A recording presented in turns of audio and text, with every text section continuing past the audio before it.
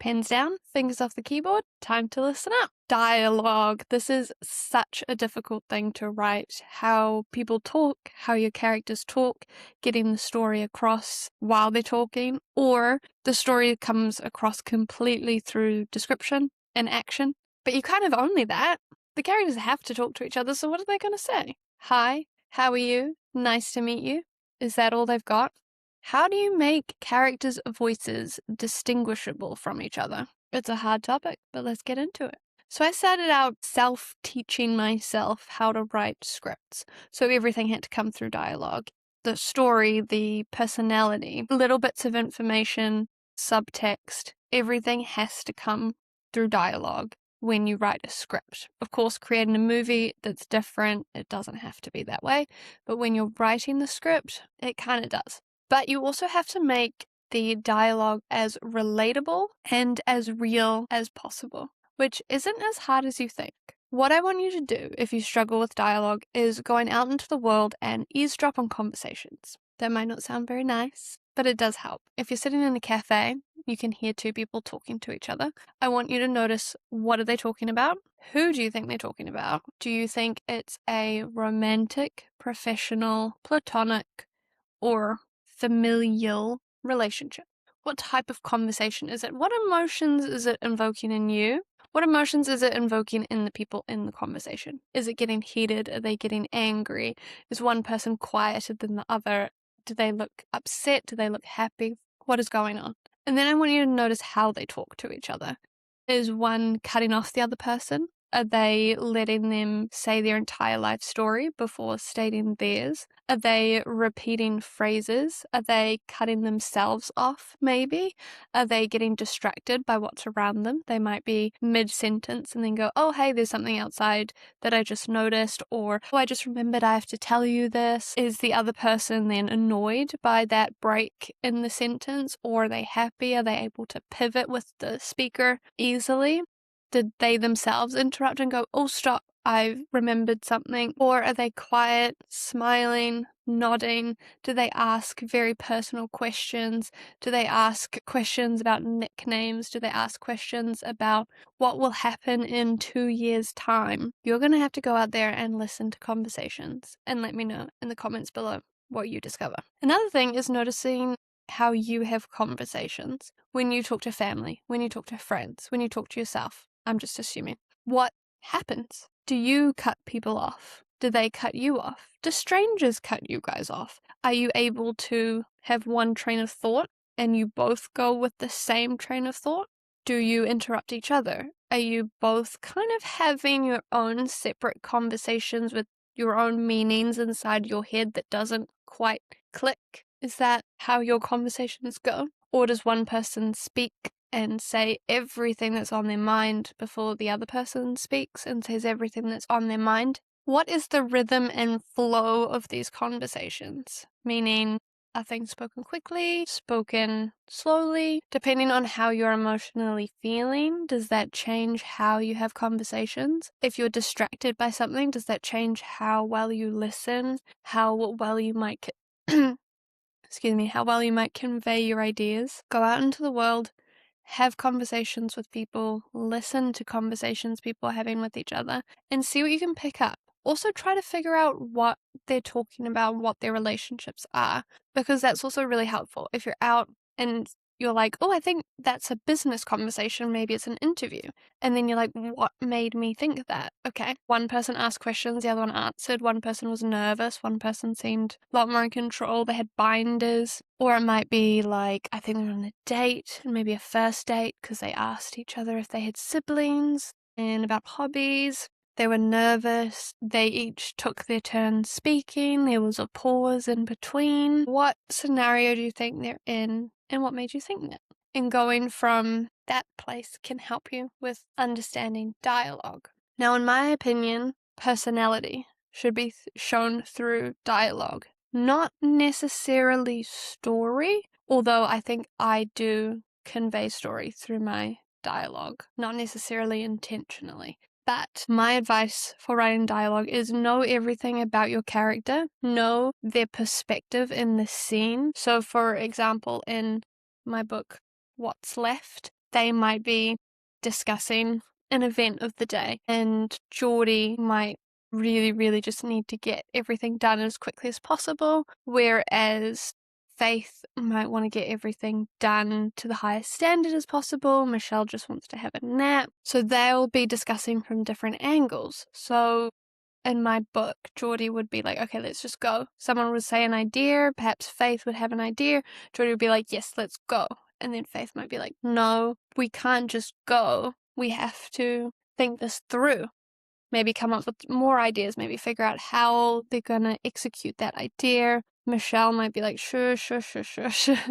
But they'd be facing the solution and facing the conversation with the ideas in their head of what's important to them. So quality, time, energy levels, maybe interests. If they're particularly interested in something, they might focus more on that. If they're busy, if they're nervous about something else, depending on the relationship that they have with this person, how casual or formal they'll be in that conversation. All of that will make the conversation. And I like to think of it as every character's having their own conversation and they are not understanding what the other person says. That's how I like to write conversations. They have their own idea of the flow that they want the conversation to go. And no matter what the other person says, they'll react to it, of course, and they'll acknowledge what they've said, but they're going to keep with their train of thought of, no, we're going to get from A to B in this conversation. And someone else is going, no, we're going G to H in this conversation, but they haven't discussed what they're actually conversating about. So they might think it's about planning a party, but really one's like, no, we just need to get this day over and done with. And the other one is like, we really need to make this special. So there's a bit of a clash. Conversation is about the same thing, but it's not being expressed in the same way by every character. That's the way I like to think about it. I don't worry about catchphrases or certain things people like to say or talking about their favorite colors or whatever. Not into that at all. I like it as they have their own perspective. Each character thinks about a certain problem in a certain way, and that's the way they're going to go forward with solving the problem and with the conversation. And if you do need to get messages across, like, oh, this person needs to say that they know where the bunker is, instead of saying, hey, how are you? I'm good, thanks. Where's the bunker? Oh, I found it. You could have more of a conversation where one character is like, I'm just so stressed. And someone else could be like, yeah, me too. Just wish I could go underground. They're like, oh my god, why on earth would you say something like that? No reason. Pause. Silent. Let both the characters and the reader just sweat it out. And then maybe they can say, I know a place. And the other one can go, what do you mean you know a place? Did you find it? And they can be like, I might have, because there are two different perspectives in this. One knows something. They don't know if they should say it, or they just like to play a little game. They like to leave the other one hanging ever so slightly. And one just wants to check in, see how things are, wants to make sure everything's running okay, essentially. There's also a bigger debate that I've seen online about whether or not you use he said, she said, they said after dialogue. And for what's left, my editor was saying that I use it's not really any he's in this book, that I use she said too much. And then I needed to write something else. I didn't know what to write, so I left it as she said, she said, she said. Lots of she said's. In this book, it's probably 90% of the words you'll read she and said. And a lot of people have been online saying a similar thing, and a lot of people have been commenting saying, yeah, you need something else, maybe some action. I agree, switch it up, have a bit of action. Sometimes you might not need she said, he said, or any action. You might just be able to tell from the sentence or the context who is speaking. Sometimes you will need those tags at the end of speech, and I think it's perfectly fine to use it. I read a lot of books that use he said, she said all the time. I don't notice it. I'll read, and if I need to recall who's speaking, I will look and be like, okay, so-and-so said. But otherwise, I'd skip it. So it doesn't matter. I add it as a way to kind of keep it tidy over who's speaking, and when someone's reading the book, they can have a look to see who's speaking if they lose track. But in general, I suppose because I say I skip it, other people will skip it. So if you want your word count to go elsewhere in the book, you absolutely can. every now and again at it, because we do need to keep track of who is speaking and who the characters are and who is in the scene. So don't get rid of it completely, but don't do it after every single bit of dialogue. And if you find the problem come up that you've written the entire book, you're reading it through, and every character sounds exactly the same, go through the book and see what is happening. Do they sound the same because you're just trying to push the story forward through dialogue? Perhaps someone says, I went to the store. Someone else says, the store, the murder happened. The other person says, yes, and I almost got murdered there too. And the other one goes, oh, we should call the cops. That's boring. That doesn't need dialogue. You can say, so-and-so went to the store. They almost got murdered. The end. The dialogue could be, oh, hey, you're out on a walk. Sunny day. And they can be like, it's not sunny. And then they can be like, what do you mean it is sunny? Why are your clothes ripped? And they're like, something bad just happened. And the other person's like, oh my God, what was so bad? And they're like, there was a guy, there's a guy.